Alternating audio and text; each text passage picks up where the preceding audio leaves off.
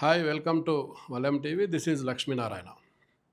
తెలంగాణలో పోడు భూముల సమస్య విపరీతంగా కనిపిస్తుంది. పోడు భూములు చేసుకునే గిరిజన రైతులు గిరిజన రైతులను ఫారెస్ట్ అధికారులు అడ్డుకుంటున్నారు, కొడుతున్న సందర్భాలు వీడియోలు కూడా మనం చూస్తూ ఉన్నాం. అదొకటే కాదు, అనేక సమస్యల్లో గిరిజనం కొట్టుమిట్టాడుతోంది. లంబాడీలను కూడా ఎస్టీ నుంచి తొలగించాలని డిమాండ్ చేస్తున్నారు. ఇప్పుడు నా ముందు ఒక గిరిజన నాయకులు ఉన్నారు, ఆయన వెంకటేశ్వర్లు. గిరిజనులకు సంబంధించి ఏం చెప్పబోతున్నారు, గిరిజనుల సమస్యలు ఏంటి, అసలు వాటి పరిష్కారాలు ఏంటి, ఒకసారి ఆయనతో మాట్లాడదాం. నమస్తే వెంకటేశ్వర్ గారు. నమస్తే సార్.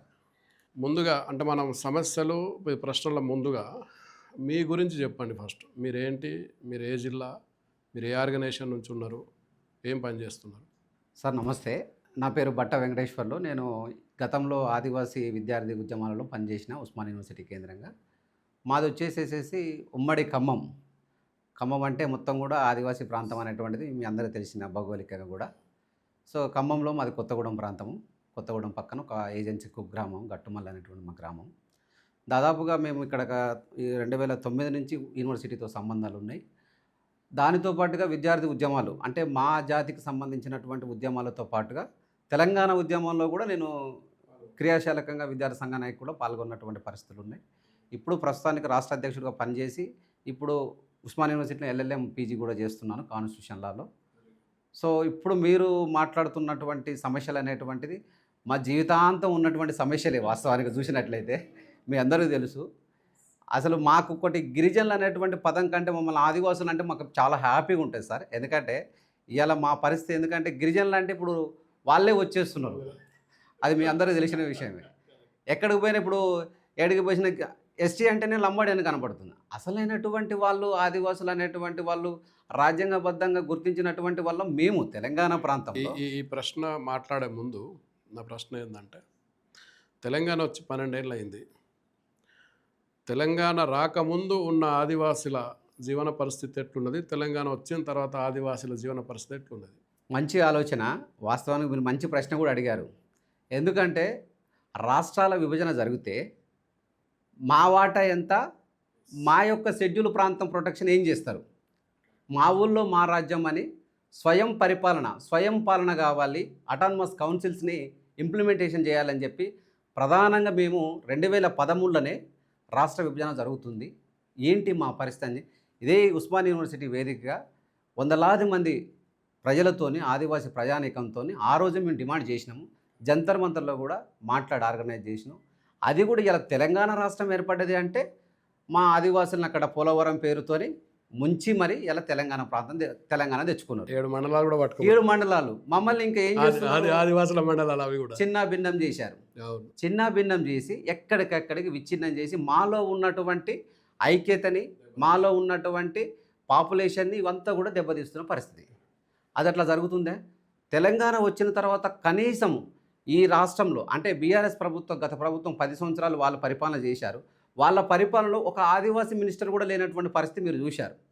అసలు ఆదివాసులు అనేటువంటి వాళ్ళు ట్రైబల్ రిలేటెడ్గా ఉండేటువంటి ఒక ట్రైబల్ మినిస్టర్, మన ఏదైతే కమిషనర్ ఉందో అక్కడికి వచ్చినటువంటి పరిస్థితులు కూడా లేదు. ఇంకొకటి ఏంటంటే బీఆర్ఎస్ గవర్నమెంట్లో గతంలో ఉన్నటువంటి పరిస్థితి మనం చూసినట్లయితే కేసీఆర్ గారు ఒక మాట అన్నారు, గుత్తకాయల విషయంలో మీకు అసెంబ్లీ సాక్షిగా అన్నారు, అసలైనటువంటి వలసవాదులు అంటే వాళ్ళేనయ్యా గుత్తకాయలు అని చెప్పి మాట్లాడాడు. అంటే ఆదివాసుల్ని గత ప్రభుత్వం ఎట్లా పట్టించుకున్నది అన్నటువంటి మనకి కనిపిస్తూ ఉన్నది, స్పష్టంగా అనిపిస్తూ ఉంది. కాబట్టి మేము ఏమంటున్నామంటే అభివృద్ధి పేరుతోని ఇక్కడ ఉన్నటువంటి గత ప్రభుత్వాలు ఎప్పుడు కూడా ఆదివాసులకు సంబంధించినటువంటి అంశం మీద ఒక డెవలప్మెంట్ యాక్టివిటీస్ కూడా ఏం చేయలేదు. అది కాకుండా ఇంకోటి ఏమంటున్నామంటే బీఆర్ఎస్ ప్రభుత్వంలో మాకు చాలా నష్టం జరిగింది. ఎట్లాంటి నష్టం జరిగింది అంటే తెలంగాణ వచ్చిన తర్వాత ఇక బీఆర్ఎస్ ప్రభుత్వం, టీఆర్ఎస్ ప్రభుత్వం నథింగ్ బట్ తెలంగాణ అంటే ఏ ప్రభుత్వమైనా అంతే. ఆదివాసులకు అయితే న్యాయమే జరగలేదండి. ఫైనల్గా అయితే మేము చెప్పదలుచుకుందా, నేను అడిగింది కూడా అదే. ఇప్పుడు ఏ ప్రభుత్వంతో మనకు సంబంధం లేదు. ఇవాళ ఈ ప్రభుత్వం ఉంటుంది, రేపు ఇంకో ప్రభుత్వం మారుతుంది కావచ్చు, మనకు తెలియదు అది. కానీ అవును, తెలంగాణ వచ్చిన తర్వాత ఏదైతే నీళ్లు, నిధులు, నియామకాలు అన్ని వర్గాల ప్రజలకు, సబ్బండ వర్గాలకు అందాలనుకున్నారో అవి ఆదివాసులకు అందినాయా లేదనేదే నా ప్రశ్న. అందలేదండి. ఎందుకంటే ఆ నినాదం ఇచ్చింది కూడా మా గోండు దాదా, కోరం బొబ్బులి పులి, జల్ జంగిల్ జమీన్ అనేటువంటి ఆ నినాదాన్ని తీసుకొని ఇలా ఈ తెలంగాణ తెచ్చుకున్నటువంటి పరిస్థితిలో ఆదివాసులు ఎక్కడున్నారా అంటే మళ్ళీ మీరు అన్నట్టుగా పోడు భూముల అంశం మీద కొట్లాటే. ఏదైతే విత్తనాలకు సంబంధించినటువంటి కాలం స్టార్ట్ అవుతుంది కాలం అని అనుకున్నప్పుడే గొడవలు స్టార్ట్ అవుతాయి, పోడు భూములకు గొడవలు స్టార్ట్ అవుతాయి. మరి అది ఎందుకు స్టార్ట్ అవుతుంది, ఎందుకు జరగట్లేదు, మరి ఏం జరుగుతుంది అసలు? ఈ సంవత్సరము ఇప్పుడు నిన్న మొన్న వీడియోలు చూసినాం మనం. ఏది మీ జిల్లానే కొత్తగూడెం జిల్లాలో ఫారెస్ట్ ఆఫీసర్లకును ఆదివాసుల మహిళలకు మధ్య జరిగిన ఘర్షణ, పాపం ఒక ఆమెను కింద పడేయడం, అట్లాంటి వీడియోలు చూసినాం కదా. ఇవాళ నుంచి వచ్చే మళ్ళా ఈ సీజన్ వరకు ఈ జరిగే మధ్యలో 10-12 నెలలు ఏం చేస్తున్నట్టు మీ ఆదివాసీ నాయకులు కావచ్చు లేదా గవర్నమెంట్ కావచ్చు? అయితే ఇక్కడ మీరు అన్నట్టుగా ఆదివాసీ నాయకులు అనేటువంటి వాళ్ళు నిత్యం ఏదో ఒక సంఘం అక్కడ ఉన్నటువంటి స్థానికంగా ఉన్నటువంటి ప్రజా సంఘాలు కావచ్చు, విద్యార్థి సంఘాలు కావచ్చు, ఉద్యోగ సంఘాలు కావచ్చు, అక్కడ స్థానికంగా ఉండేటువంటి ఏజెంట్ టు ది గవర్నమెంట్ అనేటువంటి పడేటువంటి కలెక్టర్ గారు ఉంటారు, పిఓ గారు ఉంటారు. వీళ్ళందరికీ కూడా ఇగో అయ్యా మేము గత కొన్ని సంవత్సరాల నుంచి దాదాపుగా ఆర్ఓఎఫ్ఆర్ చట్టం అనేటువంటిది 2006లో మనకు వచ్చింది. అంటే రూల్స్ అనేటువంటి 2011లో వచ్చినప్పటికి కూడా ఎవరైతే సాగులో 2005 డిసెంబర్ 31 కంటే డిసెంబర్ 9 వరకు ఎప్పుడైతే ఉన్నారో సాగులో వాళ్ళందరికీ కూడా అటవీ హక్కు పత్రాలు ఇస్తానని చెప్పి చట్టం చెప్తుంది. కానీ చట్టం చెప్పినటువంటి ప్రకారము అక్కడ నిజంగా వీడు 2005 కంటే ముందు నుంచి సాగులో ఉన్నాడా లేదా అనేటువంటిది ఎవరు సర్వే చేసి ఆ రిపోర్ట్ తెప్పించుకొని వాళ్ళకి భూముల విషయంలో పట్టా ఇవ్వాల్సినటువంటి బాధ్యత ప్రభుత్వాలది కదా. ఆ ప్రభుత్వాలు అనేటువంటి మారుతున్నాయి కానీ మా ప్రజలపైన మాత్రం దాడులు మాత్రం జరుగుతూనే ఉన్నాయి. ప్రభుత్వాలు మారుతున్నాయి, మాకేం పట్టాలు రావట్లేదు, ఫారెస్ట్ అధికారులు మారుతున్నారు, పిఓలు మారుతున్నారు, కలెక్టర్లు మారుతున్నారు, కానీ మా ఆదివాసుల బతుకులలో అయితే ఎలాంటి పట్టాలు రావట్లేదు, ఎలాంటి మార్పులు అయితే రావట్లేదు. అభివృద్ధి అనే పేరే చెప్తున్నారు తప్ప మా ఆదివాసులకి సంబంధించిన పట్టాలు రావు, మా బతుకులు మారు.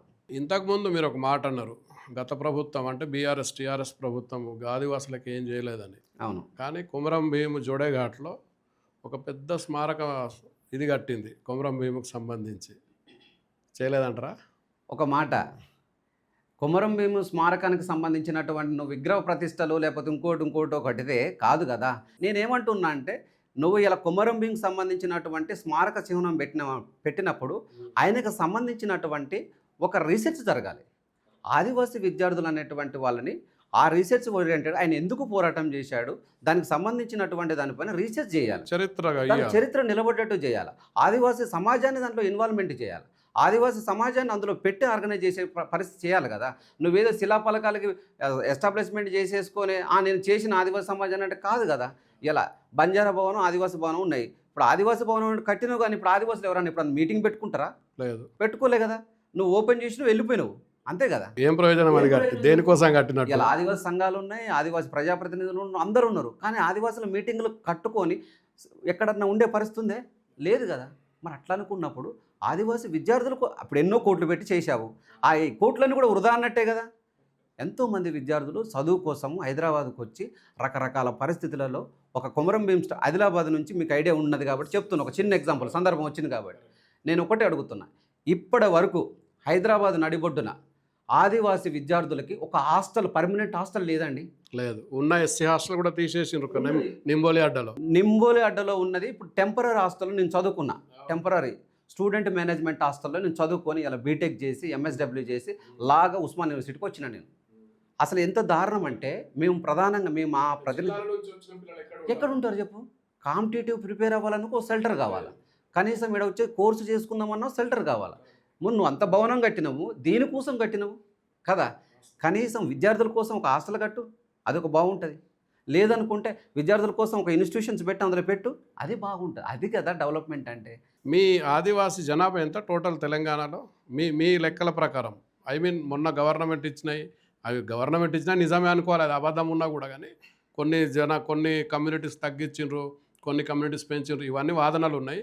ఆ జోలికి పోను. కానీ మీ ఒరిజినల్గా మీ దగ్గర ఉన్న డాటా లేదా మీ దగ్గర ఉన్న జనాభా లెక్కలు ఎంత? మా దగ్గర డేటా అయితే మాది 2011కు సంబంధించినటువంటి డేటా సెన్సస్ ప్రకారం తెలంగాణ ప్రాంతంలో మా డేటా మొత్తం అన్ని తెగలు 9 తెగలు మేము ఏవైతే ఉన్నామో మేమంతా కూడా దాదాపుగా ఒక 15-16 లక్షలు సుమారుగా ఉంటారు. ఎందుకంటే దాంట్లో మా పీవీటీఎస్ చెంచులు Yes, కావచ్చు, yes. మన తోటిలు కావచ్చు, అందు అవును. వీళ్ళందరూ ఉన్నారు. ఉంటారు. మేజర్గా ఉండేదంటే పరదాన్ కూడా మీ దాంట్లో పరదాన్ మా వాళ్ళే. అవును. అట్లా వీళ్ళందరూ అవును. ఉంటారు కాబట్టి మేము ఒక 15-16 లక్షలు మాత్రమే ఉంటాం సుమారుగా. కరెక్ట్. 15-16 లక్షలు అంటే చాలా చిన్న జనాభా ఏం కాదు. చిన్న జనాభా కాదులే కానీ, కాకపోతే ఏంటంటే ఇప్పుడు ఉన్నటువంటి రాజకీయ పార్టీలన్నీ దృష్టిలో ఎట్లా చూస్తున్నాయంటే ఓటు బ్యాంకింగ్ పాలిటిక్స్ కాబట్టి అప్పుడు మనల్ని కొంచెం తక్కువ చేసి వేరే వాళ్ళకి ఎక్కువ అవకాశాలు కనిపిస్తున్నాయి కదా, మీకు చూస్తున్నారు కదా. ఇప్పుడు 10% రిజర్వేషన్ ఇంప్లిమెంట్ చేస్తా అని చెప్పి గత ప్రభుత్వం చెప్పింది. అవును. ఇప్పటిదాకా ఏమైనా ప్రక్రియ జరిగిందా ఆ ఇంప్లిమెంటేషన్ కార్యక్రమం? ఆ విషయం మీద మేము రిజర్వేషన్ అనేటువంటి అంశం మీద మేము ఆనాడు కూడా ఏం చెప్పామంటే, చెల్లప్ప కమిషన్ అనేటువంటిది ఒక రిపోర్ట్ ఉంటుంది వాస్తవానికి.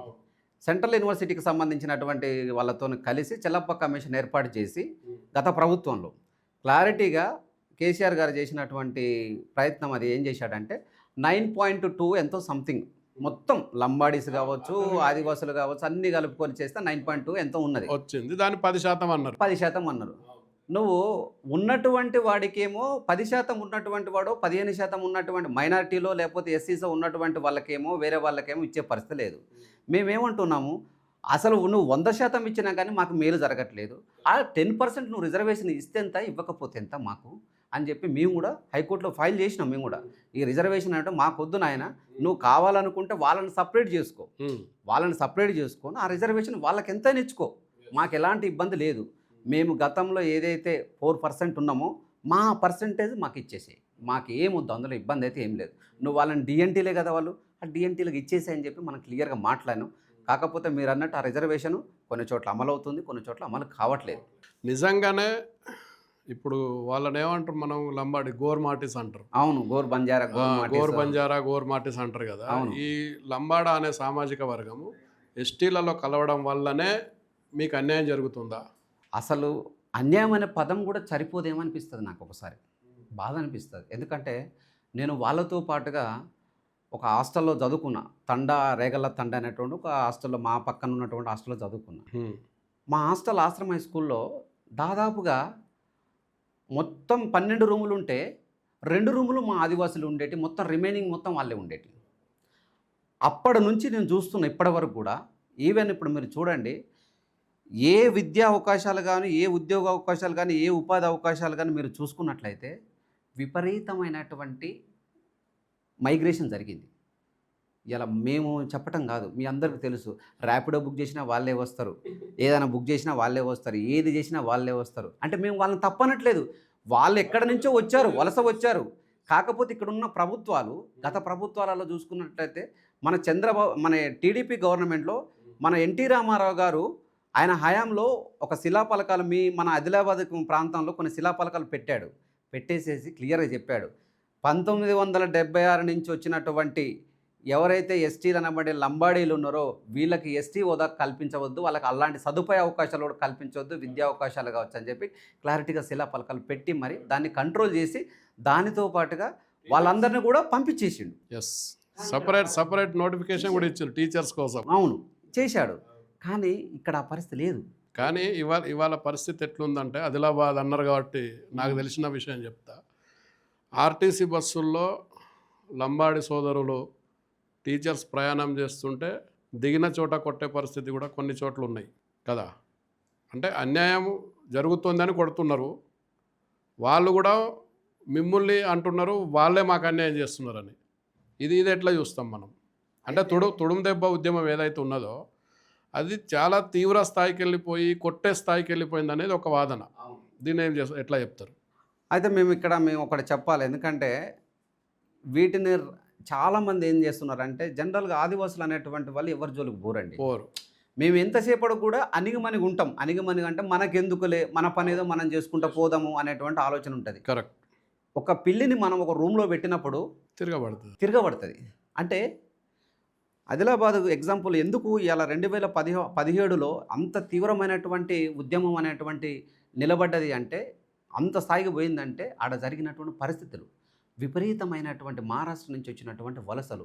పాపం చదువుకున్నటువంటి విద్యార్థులకి విద్యా అవకాశాలతో పాటు ఉద్యోగ అవకాశాలు రావట్లేదు. ఐటీడీ పోతే మొత్తం వాళ్ళేనండి. ఐటీడీ ఎవరి కోసం పెట్టాడు? దాంట్లో క్లియర్గా మనకు ఉంటుంది. ఐటీడీ అంటేనే ఇంటిగ్రేటెడ్ ట్రైబల్ డెవలప్మెంట్ ఏజెన్సీ ఉంటుంది. మరి ఏజెన్సీ వాసులకు ఇవ్వాలి కదా. నువ్వు ఇప్పుడు జీవో నెంబర్ 3 అనేటువంటిది ఎవరి కోసం టీచర్ ఉద్యోగాలు ఇవ్వాలా? 1950లో ఎవడైతే ఇక్కడ స్థానికంగా ఉన్నాడో వాడికి మాత్రమే ఏజెన్సీ సర్టిఫికేట్ ఇస్తే వాడు టీచర్ ఉద్యోగాలకు ఎలిజిబిలిటీ ఉంటుంది కదా. మరి అట్లాంటప్పుడు సరే వీడిని 70లో కలిపినవని అంటున్నారు కదా, మరి 70లో కలిపిన నువ్వే చెప్తున్నావు, 70లో కలిపినప్పుడు నువ్వు ఎట్లా ఏజెన్సీ ఉద్యోగం ఇస్తావయ్యా? ఇయ్యొద్దు. టీచర్ ఇస్తావు, హెల్త్ డిపార్ట్మెంట్లు ఇస్తావు, పోలీస్ డిపార్ట్మెంట్లు ఇస్తావు, అంగన్వాడీ టీచర్లు ఇస్తావు, అన్నీ ఇస్తావు. అంటే ఆదివాసులు అనేటువంటి వాళ్ళు ఆ ప్రాంతంలో ఉండేటువంటి ఉద్యోగ అవకాశాల కోసం ముందు తరాలందరూ కానీ కొట్లాడి చేసి సాధించుకున్నటువంటి ఉద్యోగ అవకాశాలను కూడా నువ్వు ఎక్కడి నుంచో వలస వచ్చినటువంటి వాడు నువ్వు తన్నుకొని తీసుకొని పోతుంటే మరి ఎక్కడ ఉన్నటువంటి పరిస్థితి ఏమవుతుంది? తీవ్రతరం వస్తుంది కదా. ఉద్యమం చేస్తారు కదా, మేము కూడా ఎక్కడ కూడా కొట్లాడకపోలేదు. ఆ ఉద్యమానికి నాయకత్వం వహించిన సోయం బాబురావు ఆదిలాబాద్ ఎంపీగా గెలిచిన తర్వాత ఒక్కరోజు కూడా మీ గురించి మాట్లాడలేదు. మా గురించి మాట్లాడాడండి, మాట్లాడలేదని చెప్పడానికి కాదు, పార్లమెంట్లోనే మాట్లాడాడు. ఆయన అప్పుడు ఎంపీగా అయిన తర్వాత మొట్టమొదటిసారి మా రాష్ట్రంలో మా ప్రాంతంలో ఇలాంటి పరిస్థితి ఉందని చెప్పేసేసి అంశాన్ని లేవనెత్తాడు. కానీ ఆయన సాధ్యమైనంత వరకు ఆయన ప్రయత్నం చేశాడు.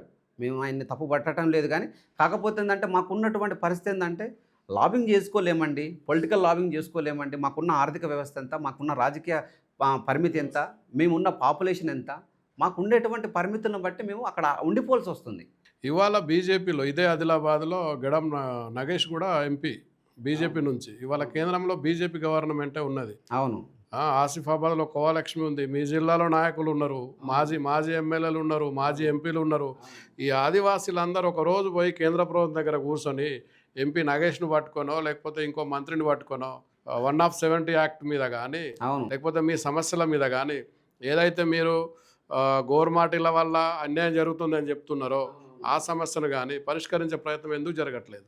యాక్చువల్గా ఏంటంటే గతంలో ఉన్నటువంటి ఆదివాసీ ప్రజాప్రతినిధులు చాలామంది కూడా సమాజం గురించి, ఏజెన్సీ ప్రాంతానికి సంబంధించినటువంటి అభివృద్ధి గురించి అంతో కొంత ఆలోచించే వాళ్ళు, బ్యూరోక్రాట్స్ కూడా చాలామంది కూడా ఐఏఎస్లు చాలామంది గత ప్రభుత్వాలలో పనిచేసినటువంటి వాళ్ళు కాదు, మన ప్రాంతాల్లో పనిచేసినటువంటి ఐఏఎస్లు కూడా చాలామంది కూడా ఈ 170 చట్టం విషయంలో కావచ్చు, ఈ ఆర్ఓఎఫ్ఆర్ చట్టం కావచ్చు, పేసా చట్టం కావచ్చు, లేదనుకుంటే రీసెంట్గా ఏర్పడినటువంటి ఈ ఏజెన్సీకి సంబంధించినటువంటి ఉద్యోగాల విషయంలో కూడా మన కోసం కొద్ది గొప్ప ప్రభుత్వాలతో చర్చలు జరిపే పరిస్థితి ఉండదు.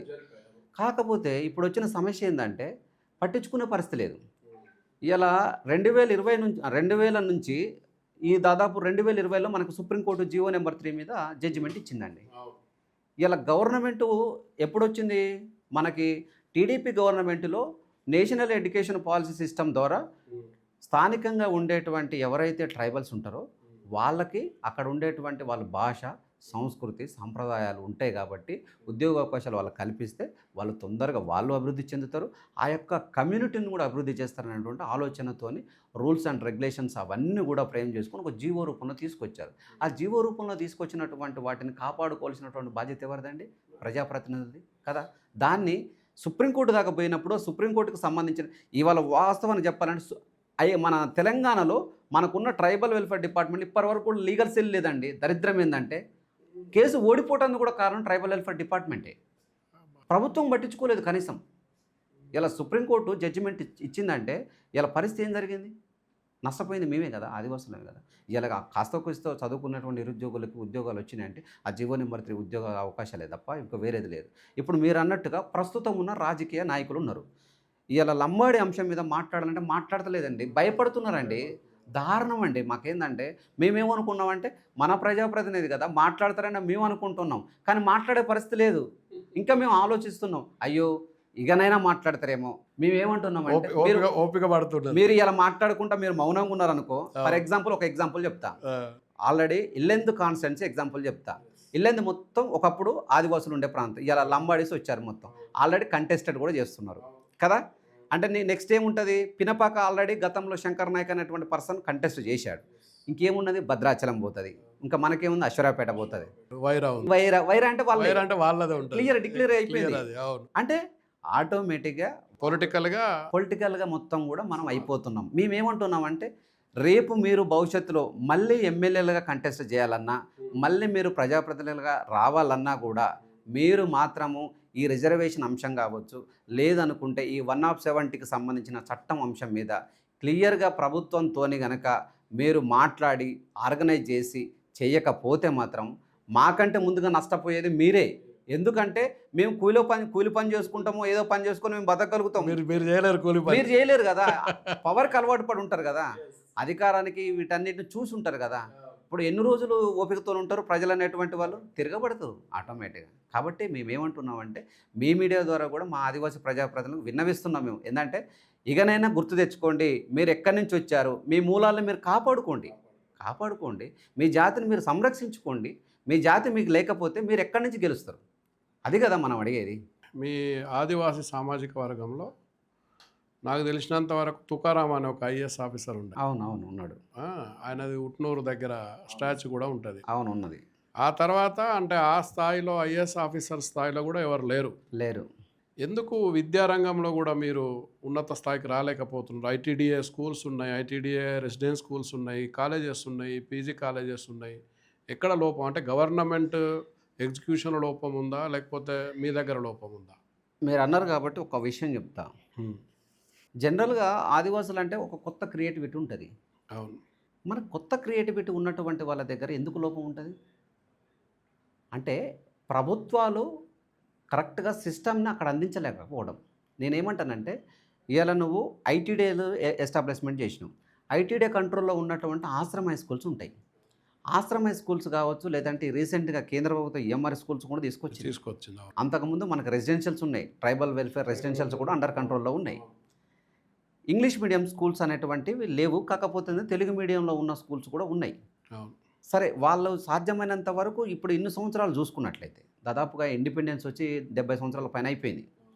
ఇప్పటి వరకు కూడా మన తెలంగాణ ప్రాంతంలో ఇప్పటి వరకు ఒక ఐఏఎస్ లేడు అంటే సరే కొద్దిసేపు మా తప్పు అనుకుందాం. ఓకే, మీరు ఇస్తున్నటువంటి టీచింగ్ విషయంలో ప్రాపర్గా ఎందుకు అందివ్వలేకపోయారు? ఎక్కడ అందించారు? నిజంగా పీఓ అనేటువంటి పర్సను, ప్రాజెక్ట్ ఆఫీసర్ అనేటువంటి పర్సను ఎందుకు ఆశ్రమ స్కూల్స్కి సంబంధించినటువంటి స్కూల్స్ని విజిట్ ఎందుకు చేయడండి? విజిట్ చేయాలి కదా, టీచర్స్ని మానిటరింగ్ చేయాలి కదా. టీచర్ని మానిటరింగ్ చేయాలి. ఏటీడబ్ల్యూస్ ఉంటారు, డిటీడబ్ల్యూస్ ఉంటారు. వీళ్ళందరూ కరెక్ట్ ప్రాపర్ మానిటరింగ్ చేసి ఇక్కడ చదువుతున్నటువంటి ఎవరైతే టాలెంటెడ్ స్టూడెంట్స్ ఉంటారో వాళ్ళు ఇంటర్మీడియట్కి వస్తారు. మరి వాళ్ళు ఇంటర్మీడియట్కి వచ్చిన తర్వాత వాళ్ళకి ఇంటర్మీడియట్కి సంబంధించినటువంటి కాలేజెస్ ఉండాలి కదా, కాలేజ్ ఉండాలి, కోచింగ్లు ఇవ్వాలి కదా. నీకు ఆశ్రమ స్కూల్స్ పెడితే సరిపోదు కదా, మరి నెక్స్ట్ ఎక్కడ చదువుతాడు మరి పిల్లగాడు? కాబట్టి ఇంటర్మీడియట్ స్కూల్స్ లేవు, డిగ్రీ కాలేజెస్ లేవు, కనెక్టివిటీ లేదు. ఏమంటున్నావు నువ్వు? ఒక జిల్లా కేంద్రంలో ఒక డిగ్రీ కాలేజ్ పెట్టినా, ఇంటర్ కాలేజ్ పెట్టినా. ఇంటర్ కాలేజ్ పెడితే ఇంటర్మీడియట్ వరకు పోయేటోడు పోతాడు, డ్రాప్ అవుతాడు. ఇంటర్మీడియట్ అయిపోయిన తర్వాత డిగ్రీ పోయిన తర్వాత పోయేటోడు పోతాడు, డ్రాప్ అవుట్స్ కూడా బాగానే ఉన్నాయి. విపరీతమైన డ్రాప్ అవుట్స్ అండి. ఎవరో ఒకరు, నూటికొకరు, నాలాంటి వాళ్ళు ఎవరో తిప్పలబడి చాలామంది రేరుగా వస్తున్నటువంటి సిటీకి ఉన్నటువంటి పరిస్థితి ఉంది. మేమేమంటున్నామంటే ఇలా సెంట్రల్ గవర్నమెంట్ కావచ్చు, స్టేట్ గవర్నమెంట్ కావచ్చు, ఇలా ఇప్పుడు సివిల్స్ అకాడమీ అనేటువంటిది ఒకటి పెట్టారండి రాజేంద్ర నగర్లో. ప్రియారిటీ బేస్డ్గా చూసుకున్నప్పుడు టాలెంట్ సంబంధించినటువంటి ఒక ఎగ్జామ్ కండక్ట్ చేస్తున్నారు. ఎగ్జామ్ కండక్ట్ చేసినప్పుడు ఏమవుతుందంటే అటు లంబాడీలు పోటీ పడుతున్నారు, మా వాళ్ళు పోటీ పడుతున్నారు. వాళ్ళేమో ఇంగ్లీష్ మీడియంలో చదువుకున్నటువంటి వాళ్ళు, వాళ్ళేమో కాన్వెంట్లో చదువుకున్నటువంటి వాళ్ళు, మా వాళ్ళేమో ఆశ్రమ స్కూల్లో చదువుకున్నటువంటి వాళ్ళు. మరి వాళ్ళు వచ్చి తట్టుకోలేకపోతున్నారు కదా. ఇప్పుడు 100 సీట్లు పెడతాను పర్ ఇయర్కి, 100 సీట్లు పెడితే ఆ 100 సీట్లలో వాళ్ళే ఉంటారు కదా, 99 మంది వాళ్ళే జరుగుతుంది. మరి వాళ్ళు ఇలా చూడండి, ఐఏఎస్లు వాళ్ళే, ఐపీఎస్లు వాళ్ళే, ఐఎఫ్ఎస్లు వాళ్ళే, ఇంకా ఇండియన్ సర్వీసెస్ మొత్తం వాళ్ళే ఉన్నారు. నువ్వేం చేయాలా? దీనికి మూలం ఎక్కడుంది అనేటువంటి అధికారులు ఇన్ని సంవత్సరాలు అవుతుంది ట్రైబల్ వెల్ఫేర్ డిపార్ట్మెంట్కి ఫండ్ కేటాయిస్తున్నాం, ఎందుకు ఇక్కడ రావట్లేదు అనేటువంటిది పరిశీలన పరీక్షించుకోవాల్సినటువంటి బాధ్యత ఇక్కడ ఉన్నటువంటి అధికారులకు లేదా, ప్రభుత్వాలకు లేదా? ప్రశ్నిస్తున్నారండి. ప్రజా సంఘాలుగా, విద్యార్థులుగా, ఉద్యోగ సంఘాలుగా, ఆదివాసీ సంఘాలందరూ నిత్యం కూడా ప్రశ్నిస్తున్నారు. మా స్కూళ్ళల్లో విద్యా అవకాశాలని మంచిగా మెరుగుపరచండి, డెవలప్మెంట్ చేయండి. ఇలా మనం చూసుకున్నట్లయితే ఏ దగ్గర ఉన్నాము, కానీ మేము ఇంకా ఐఏఎస్ దగ్గర కూడా రానటువంటి పరిస్థితి ఉన్నది. దేశమేమో ఏ చెప్తుంది ప్రపంచం మొత్తము, మేమేమో కనీసం ఐఏఎస్ కూడా వచ్చే పరిస్థితి లేదు. ఏంటిదండి ఈ పరిస్థితి అని చెప్పి మేము ఎప్పటి నుంచో మొత్తుకుంటున్నాం. ఇప్పుడు 100లో 99, 98 మంది లంబాడ సామాజిక వర్గం ఉందని మీరు అంటున్నారు. అవును. ఈజ్ దేర్ ఎనీ డాటా మీ దగ్గర ఏమైనా ఉందా? ఎస్ ఉందండి. ప్రస్తుతానికైతే నేను డేటా ఏం తీసుకురాలేదు. ఆ డేటా ఉన్నది. మీరు కావాలంటే ట్రైబల్ వెల్ఫేర్ డిపార్ట్మెంట్కి సంబంధించినటువంటి వాళ్ళని అడిగినా చెప్తారు. ఎందుకంటే ఇప్పుడు ఉన్నటువంటి సివిల్స్ అకాడమీ ఒకటి రాజేంద్ర నగర్లో ఒకటి ఉంటుంది. దాంట్లో ఉన్నటువంటి పిల్లలు మొత్తం వాళ్ళే ఉంటారండి. వాళ్ళే ఉంటారు. ఇప్పుడు మీరు ఎడ్యుకేషన్ రిలేటెడ్గా ఈ పాయింట్ అన్నారు కాబట్టి ఈఎంఆర్ఎస్ స్కూల్స్కి సంబంధించిన ఎగ్జాంపుల్ చెప్తానండి. అసలు ఈఎంఆర్ఎస్ స్కూల్స్లలో మొత్తం వాళ్ళేనండి. ఉమ్, సెంట్రల్ గవర్నమెంట్ క్లియర్గా చెప్పిందండి. Eklavya model residential schools concept ఏంది? అవును. ఏ ప్రాంతంలో అయితే మనం అక్కడ ఆ స్కూల్ని ఎస్టాబ్లిష్మెంట్ చేస్తామో ఫస్ట్ ప్రియారిటీగా 50% ఆ స్థానికులకి ఇవ్వాలి అని చెప్పి దాన్ని ఏం చేశారని చెప్పనండి, జనరలైజ్ చేశారండి మొత్తం. జనరలైజ్ చేస్తే ఏమవుతుంది, ఎక్కడి నుంచో ఉన్నటువంటి లంబాడి పిల్లలు పోయి అక్కడికి వస్తున్నాం. మన పిల్లలకి ఎగ్జామ్స్ రాస్తే సీట్లు రావట్లే. మరి ఎట్లయితారు మరి ఆదివాసులు ఎట్లా ఐఏఎస్లు అవుతారు, ఐపీఎస్లు అవుతారు, ఐఎఫ్ఎస్లు అవుతారు, ఇంకెట్లా సాధ్యపడుతుందండి కదా? కాబట్టి మేము ఒకటే అడుగుతున్నాము, ఇప్పటికైనా సరే ఈ ప్రజాప్రభుత్వం ద్వారానైనా ఈ మధ్యకాలంలో గురుకులాలు ఏదో స్కూల్స్ అని అంటున్నారు కదా, కొత్త కొత్త రెసిడెన్షియల్ స్కూల్స్ అనేటువంటి కాన్సెప్ట్తో వెళ్తున్నారు కాబట్టి మా తరపు నుంచి యాజ్ ఎ విద్యార్థి నాయకుడిగా విద్యార్థిగా నేను ఒకటే అడుగుతున్నా, కొద్దిగా ఆదివాసీకి సంబంధించినటువంటి ప్రాంతాలలో ఎడ్యుకేషన్ సిస్టమ్ని మార్చండి. ఎట్లా మారిస్తే బాగుంటుంది అనేటువంటిది ఒక కమిటీ ఫామ్ చేయండి. ఒక కమిటీ ఫామ్ చేసి ఆ ఎడ్యుకేషన్ సిస్టమ్ని మార్చి డెవలప్మెంట్ చేసి ఆదివాసులకి ఒక మంచి ఎడ్యుకేషన్ అందించే ప్రయత్నం చేయాలని నేను అడుగుతున్నా. మీరు ప్రతి జిల్లాకు సమావేశాలు పెడుతున్నట్టున్నారు. అవును. చలో భద్రాచలం అని అట్లా కొన్ని సమావేశాలు కనిపిస్తూ ఉన్నాయి. అవును. సోషల్ మీడియాలో చూస్తే మీ యాక్టివిటీస్ అనేవి చూస్తున్నాను నేను. అవును. ఏ ఉద్దేశంతో ఈ మీటింగ్లన్నీ పెడుతున్నారు, ఏం చేయబోతున్నారు? మా గోస్ అనేటువంటిది ఇప్పటి నుంచి కాదు, దాదాపుగా 2012 నుంచి. ఎందుకు వచ్చింది కాన్ఫ్లిక్ట్ అంటే, జియో నెంబర్ 3కి సంబంధించినటువంటి భద్రాచలంలో 2012 నోటిఫికేషన్ దగ్గర నుంచి స్టార్ట్ అయిందండి ఈ అంశం. వాస్తవానికి గతంలో తుడుందెబ్బ అనేటువంటిది వర్గీకరణ అంశం మీద ఏర్పడినప్పటికి కూడా, ఏది దండోరా ఉద్యమం కావచ్చు, లంబాడక్కుల పోరాట సమితి కావచ్చు, తుడుందెబ్బ కావచ్చు, ఈ ఉద్యమాల సంఘాలకు సంబంధించినటువంటి అంశం ఆ కోవాలో వచ్చినప్పటికీ కానీ అక్కడ జరిగినటువంటి ఉద్యోగ నియామకాలు అనేటువంటిది 2012 పెద్ద డిఎస్సి నోటిఫికేషన్ అండి. ఆ నోటిఫికేషన్లో ఉద్యోగ అవకాశాలు మొత్తం లంబాడీస్కి వెళ్ళిపోయినాయి. లంబాడీస్కి వెళ్ళిపోయినప్పుడు అసలు వీళ్ళెవరు, వీళ్ళకి అసలు ఈ ఉద్యోగ అవకాశాలకు సంబంధం ఏంటి అని అప్పుడు సంక్షేమ పరిషత్కి సంబంధించినటువంటి ప్రజా సంఘం సంబంధించినటువంటి వాళ్ళు ఆ అంశం మీద ఆర్టీఐలు వేశారు. ఆర్టీఐలు వేసుకొని గవర్నమెంట్ ఆఫ్ ఇండియా దగ్గర నుంచి తీసుకున్నారు. అసలు షెడ్యూల్ ట్రైబ్గా వీళ్ళకి తెలంగాణ ప్రాంతంలో కావచ్చు, ఏపీలో కావచ్చు, అసలు వీళ్ళకి భారత రాజ్యాంగం ప్రకారం గుర్తించబడ్డరా, గుర్తించబడలేదని క్లియర్గా ఇచ్చారు. మరి వీళ్ళు ఎట్లా ఉపయోగించుకుంటున్నారని అప్పుడు పోరాటం స్టార్ట్ అయింది. అప్పుడు పోరాటం సంక్షేమ పరిషత్ ఆధ్వర్యంలో భద్రాచలం ఆ ప్రాంతాల్లో నడిచింది. కానీ తుడుందెబ్బ వచ్చిన తర్వాత ఆ ఉద్యమానికి రూపం మారింది. ఎందుకంటే తుడుందెబ్బ అంటే అంతకు ముందు నుంచి ప్రజా సంఘం అనేటువంటి పెద్ద సంఘం. కరెక్ట్. కానీ అంతకుముందు నడిపినటువంటి సంఘ నాయకులు కూడా పెద్ద ఎత్తున బ్రాడ్ కాన్సెప్ట్తో నడిపారు, ఆర్గనైజ్ చేశారు. ఈ మధ్యకాలంలో మనం 2017 ఏదైతే ఆదిలాబాద్లో జరిగినటువంటి ఇన్సిడెంట్ ఉందో అప్పటి నుంచి కార్యక్రమాలు నడుస్తూనే ఉన్నాయి. ఎక్కడ కూడా మనం ప్రజల ఉద్యమాలలో తుడుందెబ్బతో పాటుగా ఉన్నటువంటి వివిధ ప్రజా సంఘాలు, అన్ని సంఘాలు, ఆదివాసులకు సంబంధించిన అన్ని సంఘాలు భాగస్వామ్యం అవుతున్నాయి. అయ్యా ప్రజాప్రభుత్వానికి కావచ్చు, లేదనుకుంటే కేంద్ర ప్రభుత్వానికి కావచ్చు, మేము న్యాయ పోరాటం చేస్తున్నాం. ఒకవైపు సుప్రీంకోర్టులో 2018లో మేము ఏదైతే స్పెషల్ పిటిషన్ కింద అన్ని సంఘాలు, అంటే మనకు సంబంధించినటువంటి ఒక్కరేశారు అనుకోండి, వాడిని చంపేస్తారనో లేకపోతే ఇంకోటి చేస్తారనో అంశం మీద ఏదైనా జరగవచ్చు. ఫస్ట్గా ముందుగా మహిళలతోటి, తర్వాత ఉద్యోగస్తులతో, తర్వాత విద్యార్థులతో, తర్వాత వివిధ సంఘాల నాయకులతో అందరితో కలిసి ఇంప్లీడ్ అయ్యి స్పెషల్ లీవ్ పిటిషన్ కింద వేసి ఇప్పుడు న్యాయ పోరాటం చేస్తున్నాము. మా న్యాయ పోరాటం కూడా రాజ్యాంగబద్ధంగా ఉన్నది. మేము కూడా ప్రజా పోరాటం అనేది న్యాయబద్ధంగా చేస్తున్నాము. ఇక్కడ ఉన్నటువంటి అధికారులు కావచ్చు, ప్రభుత్వాలకి నిత్యము మా గోస చెప్పడం కోసం ఒకరోజు భద్రాచలం కేంద్రంగా పెడుతున్నారు, ఒకరోజేమో ఇల్లెందు కేంద్రంగా, ఒకరోజు ఆదిలాబాద్ కేంద్రంగా, ఒకరోజేమో మన చెంచుపెంటల దగ్గర. ఇట్లా కార్యక్రమాలు నిత్యము ప్రజా ఉద్యమంలో చేస్తూ ప్రజలలో ఉద్యమాన్ని ముందుకు తీసుకెళ్లే విధంగా నిత్యం చేస్తూనే ఉన్నాం. ఇంతకుముందు మీరు ఒక మాట అన్నారు, ప్రభుత్వాలు వైఫల్యం చెందుతున్నాయి, మా దాకా ఎడ్యుకేషన్ వస్తలేదు అని. ఇంకో వాదన ఏమొస్తుంది, లంబాడీసే మొత్తము ఉద్యోగాల్లో ఉన్నారు అని మీరు అంటున్నారు. రెండు మాటలు మీరే అంటున్నారు. నా ప్రశ్న ఏంటంటే, మీ దగ్గర నుంచి ఎస్టీ జాబితా నుంచి లంబాడీలను తొలగిస్తే కనుక మీకు న్యాయం జరుగుతుందా? ప్రభుత్వం కరెక్ట్ పని చేస్తుందా? అప్పుడు 100% జరుగుద్దండి. ఎందుకు జరుగుద్దంటే, ఏజెన్సీలో ఉన్న ఉద్యోగ అవకాశాలు ఏవైతే ఉన్నాయో మొత్తం 28 డిపార్ట్మెంట్లో ఉండేటువంటి అవకాశాలు మొత్తం ఆదివాసులకు వస్తాయండి. ఆదివాసులకు వస్తే ఆటోమేటిక్ ఉద్యోగం వచ్చిందంటే ఆ కుటుంబం డెవలప్మెంట్ అవుతుంది కదా. అప్పుడు ఏమవుతుంది, వాడు కూడా వాడి పిల్లగాన్ని ఏం చేస్తాడు, మంచిగా అక్కడ ఉన్నటువంటి స్కూల్లో చదివిస్తే ఆటోమేటిక్గా వాడు కూడా గ్రూప్స్, సివిల్స్ వాడు ముందుకెళ్ళి అడ్వాన్స్ అవుతారు కదా. ఇప్పుడు ఈయన ఏమవుతుంది, మహారాష్ట్ర నుంచి హైదరాబాద్ వస్తుండు, నువ్వు హైదరాబాద్ వచ్చిన తర్వాత కాన్వెంట్లో చదివిస్తున్నావు, చదివించి నువ్వు ఏం చేస్తావు, ఏ కొత్తగూడానికి సంబంధించిన ఏజెంట్స్ ఇప్పుడు వాళ్ళకి ఇంటి పేర్లు సర్నేమ్స్ ఎట్లా ఉంటాయి, గుగులోతు, బాంగ్యా, బుక్య ఇట్లా ఉంటాయి కదా. ఒక్కళ్ళ ఇంటి పేరు మ్యాచ్ అయింది అనుకోండి, ఈ ఇంటి పేరుని తీసుకుపోయి అక్కడ మా తాత ముత్తాత ఉన్నాడని ఆ ఇంటి పేరు మీద ఒక ఏజెంట్ సర్టిఫికేట్ తీసుకోవటం, ఏజెన్సీ ఉద్యోగం తీసుకోవటం. మరి ఇట్లా సాధ్యపడుతుంది కదా. సో అందుకని వాడు ఏం చేస్తుండు, కాన్వెంట్లో చదువుకున్నాడు కాబట్టి ఈజీగా ఉద్యోగం కొడుతున్నాడు. మనమేమో ప్రైమరీ స్కూల్లో, అప్పర్ ప్రైమరీ స్కూల్లో, మనం చదువుకుంటాము కాబట్టి వస్తలేదు. కావా, అందుకనే వస్తలేదు. గతంలో మీరు అన్నట్టుగా ఇలా మన తుకారాం సార్ కావచ్చు, వీళ్ళందరూ గతంలో చదువుకున్నటువంటి వాళ్ళు చాలామంది ఉన్నారు. ఎందుకంటే వీళ్ళంతా కూడా 60లో 70లో ఉస్మాన్ యూనివర్సిటీలో first tribal student Kotanaga Bhimarao sir. Sir మరిగా చూడండి, చాలా జమానాలో మనం పుట్టలేదు, ఇంకా పుట్టలేదు మరి ఆయన చదివిండు కదా. కానీ ఇవాళ ఆ పరిస్థితులు లేవు. అవును, కాంపిటీషన్ ఎక్కువైంది, చాలా ఎక్కువైంది. టోటల్గా ఈ మొత్తం జరుగుతున్న పరిణామాల్లో అవును మీకు ఒరిజినల్గా న్యాయం జరగాలంటే ఏం చేయాలి? ముందు అంటే ఒక్కొక్క అంశం మాకు మేజర్గా ఏంటంటే భూమి మాకు చాలా ఆధారం అండి. ఫస్ట్ ఏంటంటే భూమి అనేటువంటిది ఇలా ఒక సంస్కృతి అండి, మాకు ఒక జీవనాధారం, మా అస్తిత్వం, మా సంబంధించినటువంటి ప్రతి అణువను ఉంటుందండి ఆ భూమి అంటే. ఇప్పుడు జనరల్గా మేము వ్యవసాయం చేస్తున్నామంటే భూమి పండుగ చేస్తాం, పెద్దగా చేస్తాం. భూమి పండుగ చేసిన తర్వాతనే ఏదైనా చేసుకోగలుగుతాం.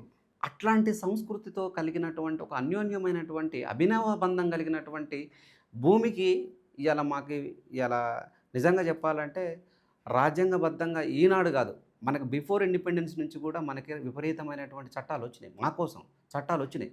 1874కి సంబంధించినటువంటి డిస్ట్రిక్ట్ షెడ్యూల్డ్ ఏరియా యాక్ట్ కావచ్చు, తర్వాత వచ్చినటువంటి 1919 చట్టం కావచ్చు, తర్వాత వచ్చినటువంటి 1935 చట్టం కావచ్చు. ఈ చట్టాలన్నీ కూడా ఏంటంటే కాన్స్టిట్యూషన్ ఉన్నప్పటికి కూడా ఎగ్జామ్షన్ ఇవ్వాలి, వాళ్ళకి జనరలైజ్గా చూడొద్దు, వాళ్ళ ప్రాంతాల వరకు ఎగ్జామ్షన్ ఇచ్చి వాళ్ళని అప్లిఫ్ట్ చేయాలి, వాళ్ళ ప్రాంతాల్లోకి వెళ్ళకూడదు అనేటువంటి ఆలోచనతోనే రాజ్యాంగబద్ధంగా మాకు చాలా హక్కులు కల్పించారు.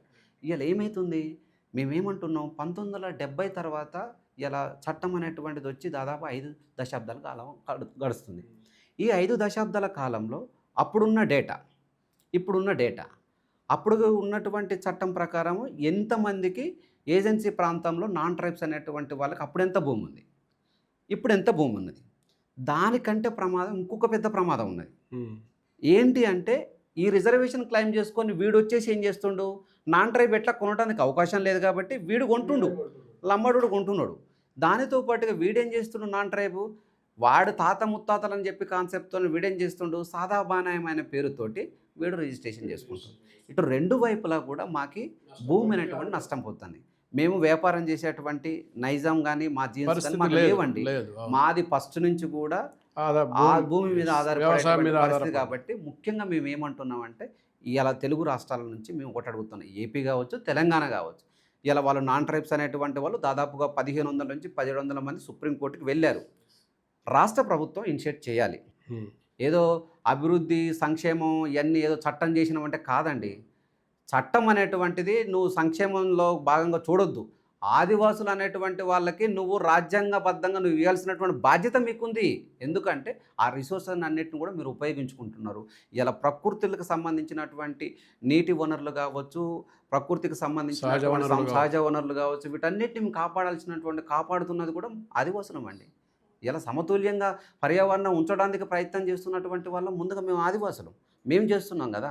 కానీ గవర్నమెంట్ ఫారెస్ట్ డిపార్ట్మెంట్ పరిధిలో ఉన్నటువంటి భూముల మీద మీరు పెత్తనం చేయాలని చూస్తున్నారు అనేది ఒక వాదన కూడా ఉంది. దాన్ని సమర్థించుకుంటారా? అసలు ఇవాళ ఆదివాసులు ఒక కట్టె నరకొచ్చే పరిస్థితి లేదండి. చట్టం ఏం చెప్తుంది, లోకల్లో ఉన్న స్థానిక ఉన్నటువంటి ఆదివాసులు ఎవరైతే ఉన్నారో అందులో ఉత్పత్తి అయ్యేటువంటి ఏవైతే ఉసిరి పండ్లు, సీజనల్ ఫ్రూట్స్ ఏవైతే ఉంటాయో, లేదనుకుంటే ఒక కంచె కట్టుకోవడానికి ఒక తునికి సంబంధించినటువంటి దాన్ని ఏదో ఒక దాన్ని కొడిశం మండనో లేదా ఎదురు మండనో నరికే పరిస్థితి లేదండి. అసలు మేము పెత్తనం చేసే పరిస్థితి. అసలు నిజంగా ఆ చట్టాన్ని ROFR చట్టాన్ని కావచ్చు, గ్రామసభ పేసా యాక్ట్కి సంబంధించినటువంటి చట్టాన్ని అవగాహన కల్పిస్తే వీళ్ళు ఎక్కడ చైతన్యం అవుతారని చెప్పేసేసి గ్రామ సభలు పెట్టే పరిస్థితి లేదు. గ్రామ సభల ద్వారా అక్కడ ఉన్న యువతకు కూడా ఆలోచన కల్పించే పరిస్థితి లేదండి. ప్రభుత్వం చేస్తలేదండి. అసలు ఇవాళ గత ప్రభుత్వం చూసినట్టయితే ఎన్ని మారణహోమాలు సృష్టించారండి, ఆదివాసుల మీద ఎన్ని దాడులు జరిగినాయండి. అడవికి పోతే అసలు అడవికి పోయే పరిస్థితి ఉందా? అడవికి పోకుండా ఆదివాసి ఏమైనా పని చేస్తారండి? ఇప్పుడు నాగల దున్న కావాలండి, ఏని తెస్తాడు, అడిగి పోతేనే తెస్తాడు. ఇప్పుడు కాండి కావాలి, ఆన్లైన్లో రాదు కదా. రాదు కదా, కాండి కావాలా. ఇప్పుడు మన అరక దున్నాలన్నా కాండి కావాలా, కాండి కావాలంటే పోయి తీసుకొని రావాలి, నరుకొని తీసుకొని రావాలి. బిల్లెడి చెట్టు నరకొద్దు అంటాడు, సండ్ర చెట్టు నరకొద్దు అంటాడు. ఇక మళ్ళీ మరి దేంతో వ్యవసాయం దేంతో వ్యవసాయం చేయాలి. ఇప్పుడు కంచె కట్టవద్దు అంటాడు, కంచె కట్టాలంటే కంచెకు సంబంధించిన కొడిసె మండ తీసుకురావాలి, ఆడ దొరికితే ఎదురు మండ తీసుకురావాలి, ఏదో ఒకటి తీసుకురావాలి కదా. అది తీసుకురావద్దు అంటే కనీసం ఇలా ఇప్పుడు గ్యాస్ పరిస్థితి మనం చూస్తున్నాం.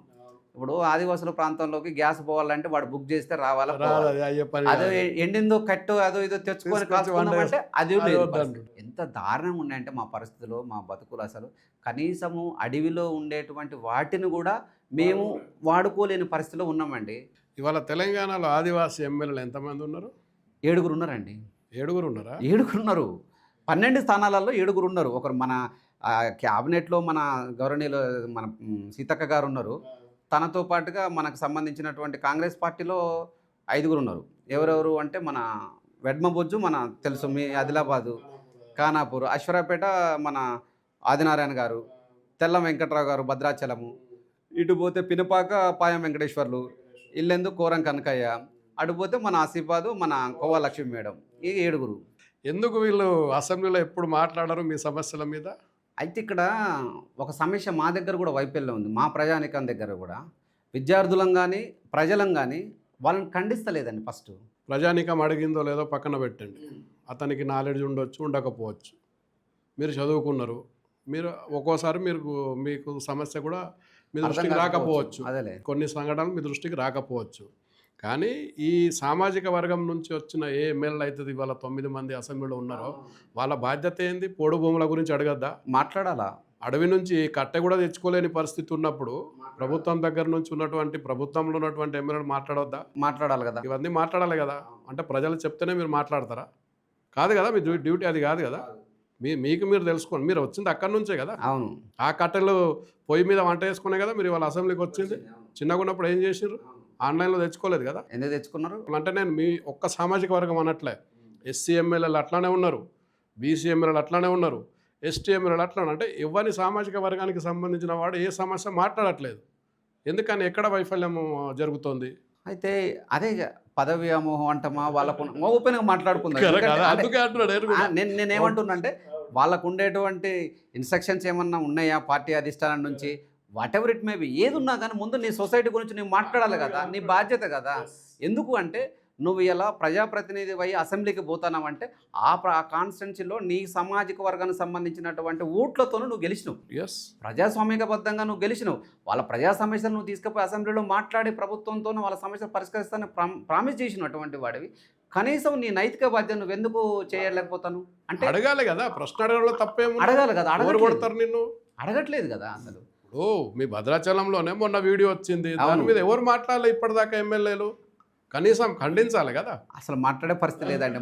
ఇప్పుడు మాట్లాడే పరిస్థితి ఎందుకు లేదంటే నేను అంటున్నది ఏంటంటే అసలు వాళ్ళకి ఏమనిపిస్తుందో నాకైతే అర్థం కావట్లేదు. ఇలా రిజర్వేషన్ అంశమే ఇట్లాంటి కాన్ఫ్లిక్ట్లో ఉన్నప్పుడు ఇట్లాంటి అంశాన్ని కూడా వీళ్ళు మాట్లాడే పరిస్థితి లేదు. మా బాధ అంతా కూడా అదే. అందుకని మేమేమంటున్నామంటే చదువు అనేటువంటిది చాలా కీలకము. మా ఆదివాసీ ప్రాంతాల్లో ఎడ్యుకేషన్ మంచిగా అందించండి. మా పిల్లలకి ఎడ్యుకేషన్ ఎప్పుడైతే అంతో సమాజంతో పోటీ పడగలుగుతారు. సమాజంతో పోటీ పడ్డ తర్వాత మనకేం కావాలని ప్రశ్నిస్తారు ఆటోమేటిక్గా. అది వస్తుంది. అది మేము అడిగేది. Right. Thank you brother. Thank you very much. Thank you sir. ఇది వెంకటేశ్వర్లతో స్పెషల్ ఇంటర్వ్యూ. మరో గెస్ట్తో మళ్ళీ కలుద్దాం. చూస్తూనే ఉండండి వలయం టీవీ.